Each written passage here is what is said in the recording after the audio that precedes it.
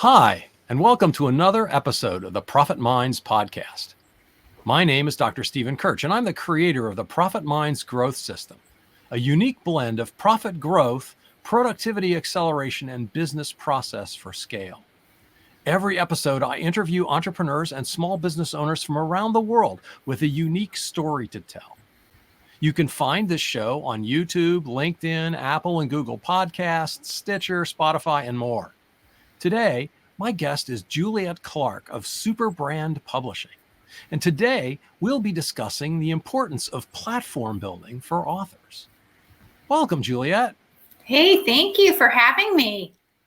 Yeah, it's so great to have you. So the first thing I got to ask is, what's a platform for an author? So a platform is your audience.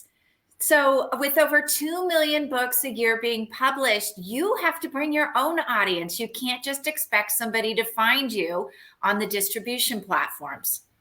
You mean I can't just write a book and throw it out on Amazon and expect millions of people to buy it? No, you can't. I'm sorry. Yeah, I guess that's probably true. Yeah. So talk to me about sort of what's the process? How do you begin? Where do you start?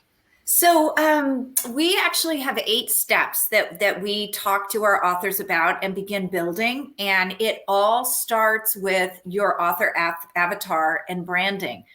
So in order to be able to really publish effectively, if you have a business, you need to blend that book into your brand. Usually it's not a brand of its own. So what are the keywords? What are the hashtags we're going to use? The keywords should be seeded throughout the book because as many people probably don't know, Amazon is actually a big search engine. So as in addition to being a book distributor, it is a big search engine. So if you have those keywords seeded throughout your book, your back cover description and inside your book, then if somebody's searching for those words, they're going to find it. So it's getting all of that together and really doing a deep dive into who that avatar is that is your reader. And if you have a business, that's probably the same person that buys your products and services. So by really intentionally digging down into that avatar and finding out, demographics and psychographics and influencers and where they're doing well, where those influencers are doing well and what they're selling and who your competition is, you're not only going to juice up the audience for that book, but you're going to find that your business does a little bit better as well because you're really niching down more than you were before. Well, that's interesting. So this is, I talk to my clients about this all the time and trying to make sure that they understand who their ideal client is, who's their ideal prospect. And so of course, you want to do that SEO thing on your website, whatever your blog posts are, your LinkedIn posts, but it sounds like you need to do that in your book too. Exactly. You really, really do. So if you're going to, let's say you're over on Amazon and you're going to advertise, you're going to want to put a list of keywords in for those advertisements. Same with Google, same with pretty much any place you advertise, are going to ask you for keywords. So if you have all of that done in advance of your book, now you have the opportunity to tie that content in by using the same keywords, the SEO on your website, all of it's tied together. Oh, and this is also really interesting because it means that you probably should understand what those words are. And of course, you have to understand who your audience is before you write the book, but you need to understand what those keywords are before you write your book too. Exactly. And hashtags. So you want to start with your content as soon as you know your hashtags and carry that along so that you are searchable. Because those keywords and the hashtags, and we do this in a deep dive in building your author platform or building your author avatar, those are also the words that the search engine finds. So all the distributors are big search engines. If I were to go in, and we do this a lot with books, let's say you wrote Profit Minds.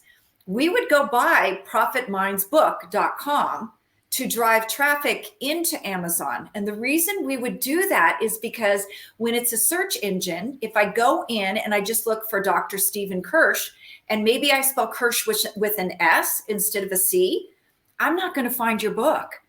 But if I actually have a URL that drives me right into that book link, now I have a way to drive traffic. And I've used those hashtags all along so that people can find the book and me, if that makes sense. Yeah. So how long does it take above and beyond writing the book to build this platform? What kind of effort is involved in doing this? There's a lot of effort. We actually recommend that people start this work at least a year out from when their book is going to be published. And that's where we kind of get into this pushback from a lot of future authors, is they're saying, well, I'm running a business and I'm writing a book, and now you want me to fit in some new tech work. And because it really, there's a lot of tech work, there's a lot of learning to copyright, there's, you're building a funnel in a sense here to be able to attract, more people into your list, more people into your social media in order to have that audience for the book. So creating great content. A lot of authors start from square one and none of that is built. Yeah, I can imagine that. I can imagine most people. I mean, because I've seen things from companies that said, write a book in 3 weeks, or write a book in just a couple of days, kind of crazy, outlandish sort of promises. But it sounds like, I mean, what you're recommending is, if you really want to leverage that book to grow your business, that you need to be much more intentional about who you're writing it for, and what are the words that you want when people search for a book on your topic, whatever that is, that they actually find it in a search engine. Yes. And that search engine being Amazon, being the primary one, where people, I do this all the time when I'm looking for a book on something. Somebody said, oh, here's the title of a book. I type in the first couple of words and I'll get books that are not that title. Right. Yeah. The other part of this too is, developing your content. A lot of people don't have content, and that's your trust builder. So, there are a lot of different steps. However, I will say something. When you build your avatar more intentionally, you're going to find when you send your book off to the editor, that the editor will be able to tell that you very intentionally wrote the book that way too. So I'll give you an example. We have a book in editing right now, and our author had not done the avatar course. And now that he's done it, he's actually going back with the editor and rewriting a few sections to make it more intentional and in depth to now what his new audience is. So you may find yourself in that position too, with an editor who says, not quite sure that you're hitting that audience that you intended to here. Yeah, I mean, it's a similar kind of thing in all different kinds of marketing, and all different kinds of messaging. In order to make it most valuable to the reader, you need to know who that reader is. So this all makes a lot of sense to me. Yeah. So how did you get here? I love hearing the story of how somebody came to the realization that this was something that was of value to authors in this case, but to tell me a little of your story. So I'm the accidental publisher. I think there's a lot of us that are the accidental entrepreneur, right? I don't think we necessarily started out that way, but yeah. So what happened? So right out of college, I started working for a publishing company, and I have a degree in ornamental horticulture. So, right. I'm great cocktail party fodder if you want to know about plants, insects, soil. So, but I started working for this particular company because they had a division that is very big on gardening books, HP books. So, roses and all of that. So I started working for that company. And then I went from there to, again, an accidental advertising job. I worked for Chiat, one of the largest advertising firms out there, very avant-garde, well-known. I think they've been acquired by someone else now. But I went to work for them. And it was kind of that, what am I doing here? And so I went from publishing to advertising. And that's where I really got that in-depth, you have to know who your avatar is, because, advertising companies spend hundreds of thousands of dollars on deep research.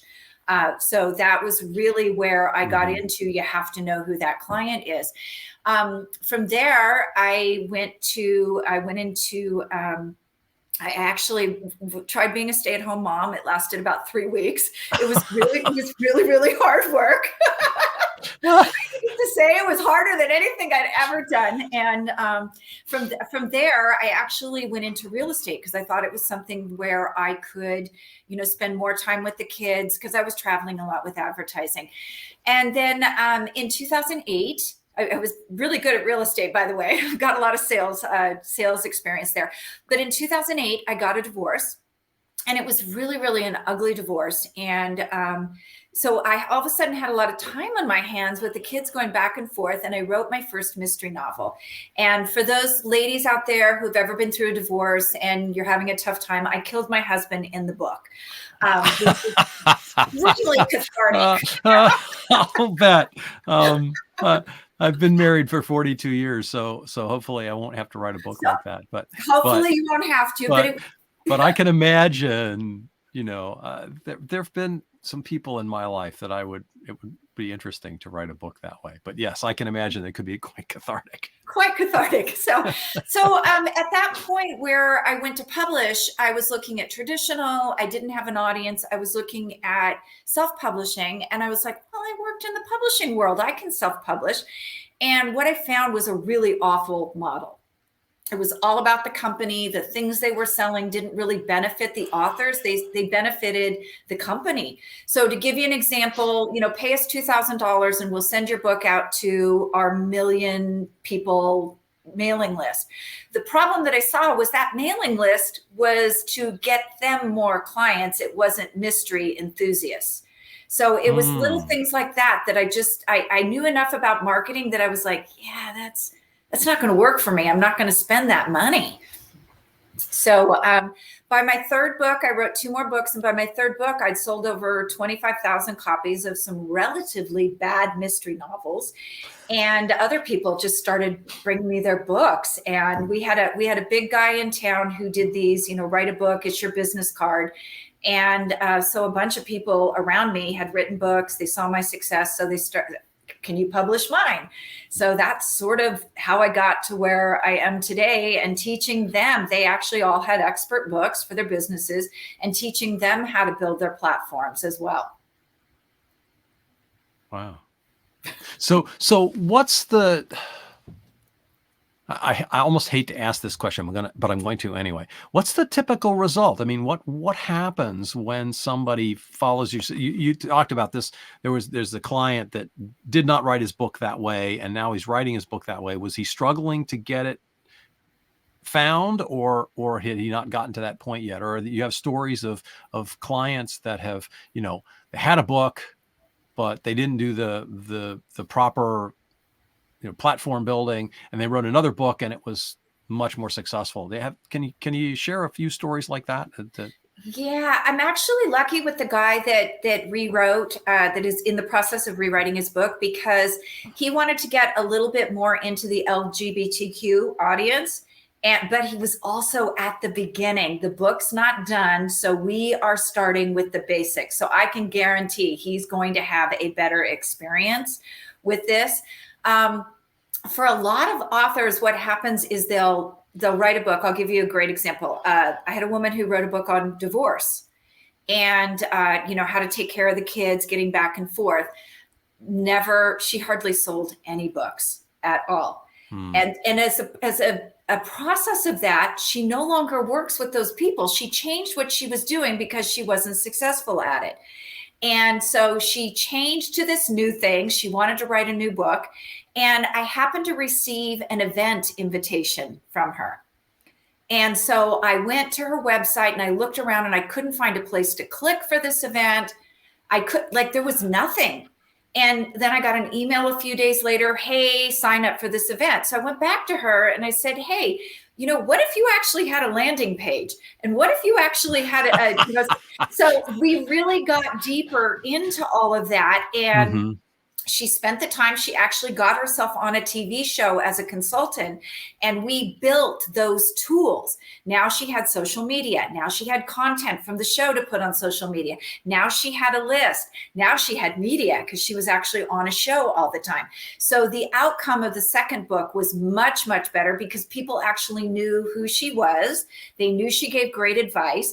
And now she had a landing page for her workshop so people could sign up. It wasn't just hey, call me if you're interested, because I have to tell you, when I saw that, I got like 4 or 5 emails and I never had time to call. Right. There wasn't a place to sign up. I was interested, but I gave up.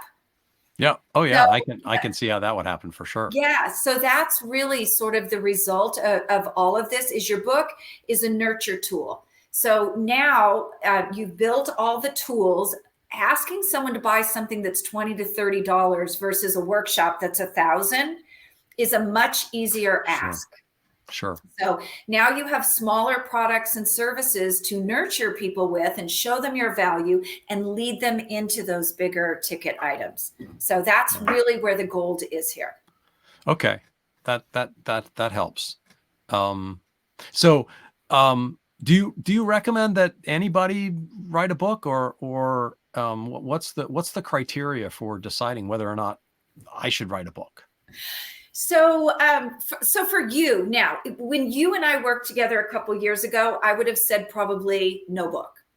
You've developed into something else now and people know you. So yes, that book could accelerate. I don't ever recommend writing a book as a calling card. Because imagine, and I know people use this all the time, go into a job interview and hand the interview person a book and say, I wrote the book on this. If you did that to me, I'd probably escort you out. Like, that is very arrogant. So yes. Don't write it as a business card. Write it as a nurture tool. Consider it something that you will probably not get ROI from that publishing and that writing the book. Where your ROI will come in is that nurture tool, people getting to know you, getting to know how you work, and then moving those people that you've now nurtured into those bigger products and services. So, Steve, there are probably a ton of people who do what you do. What I'm looking for in a book is, who does Steve work with? Does it look like our personalities will mesh?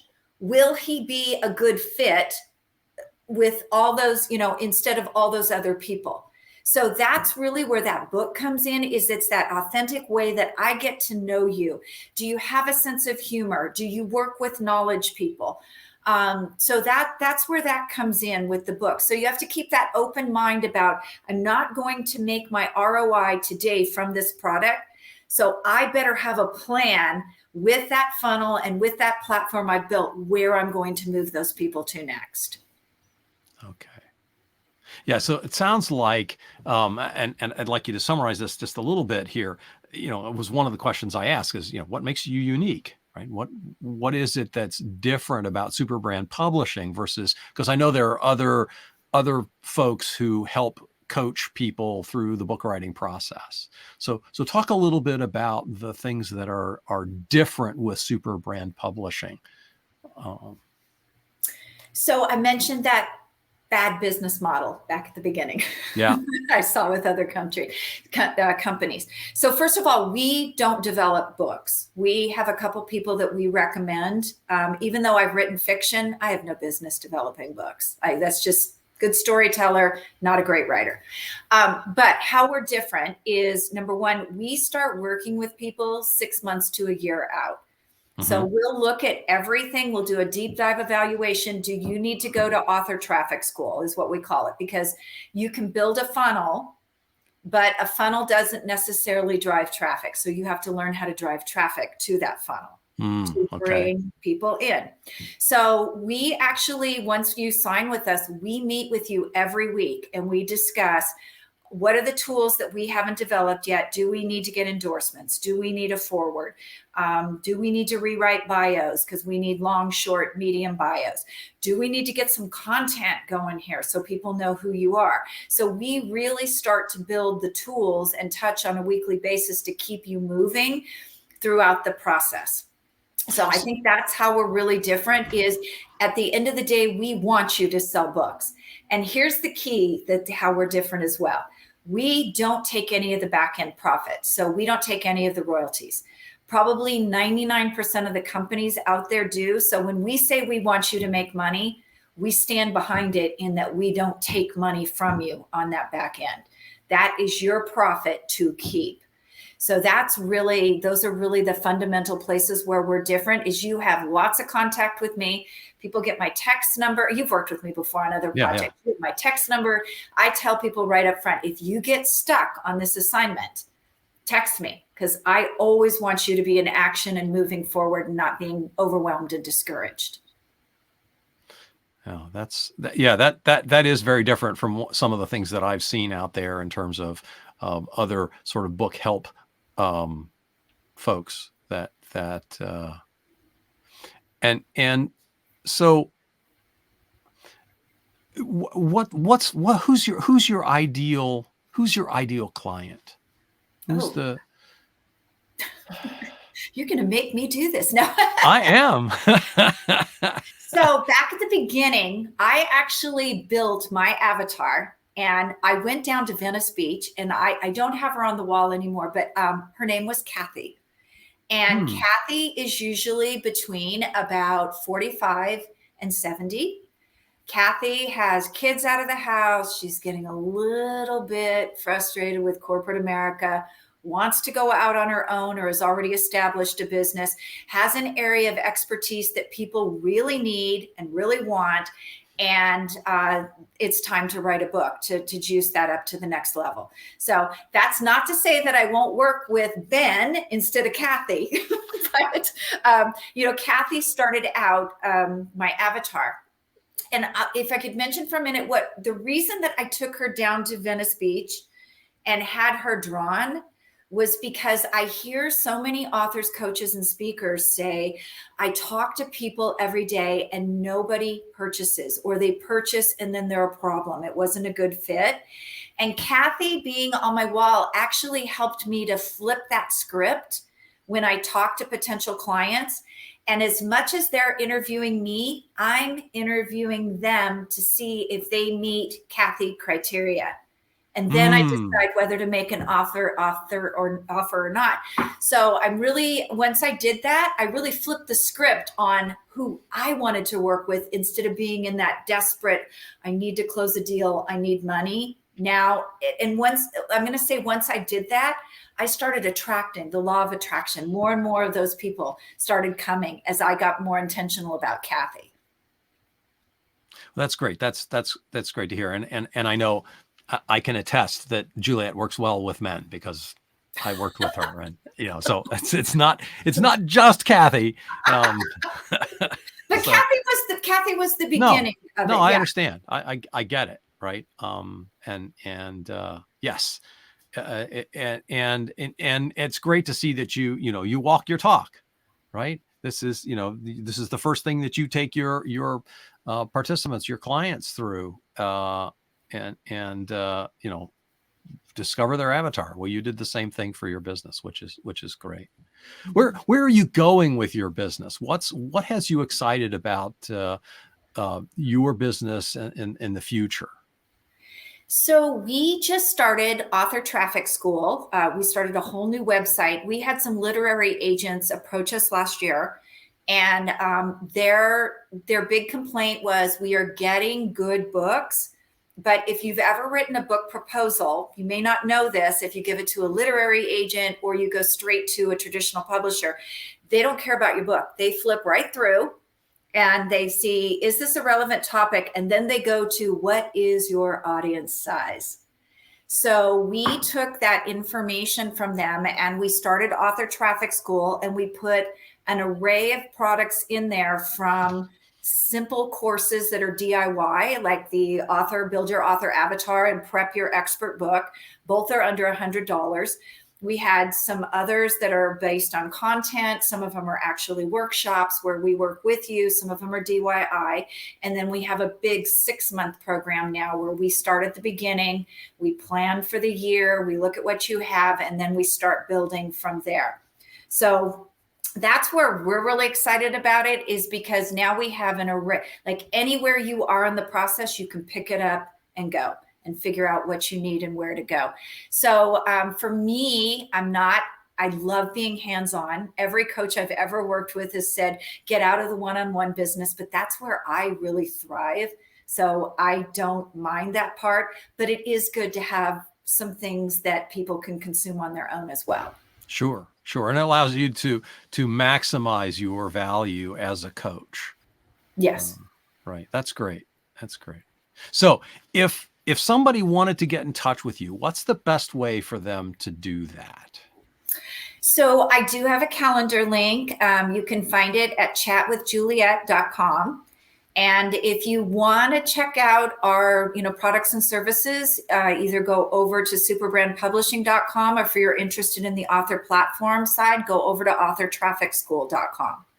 And we have quizzes on both of them. That will not surprise you, will it? No, it doesn't. Spoiler alert, Julia helped me develop my quizzes. So for those of you who have taken them. So thank you so much, Juliet. That concludes our show. And thanks to our guest, Juliet Clark of Super Brand Publishing. I hope you've learned something about building an author's platform today. I know I have. This is Dr. Stephen Kirch of Profit Minds. Make sure you catch us again next time on YouTube, LinkedIn, Apple and Google Podcasts, Stitcher, Spotify. And of course, I'd appreciate a good review on any of those platforms. Thanks for joining us.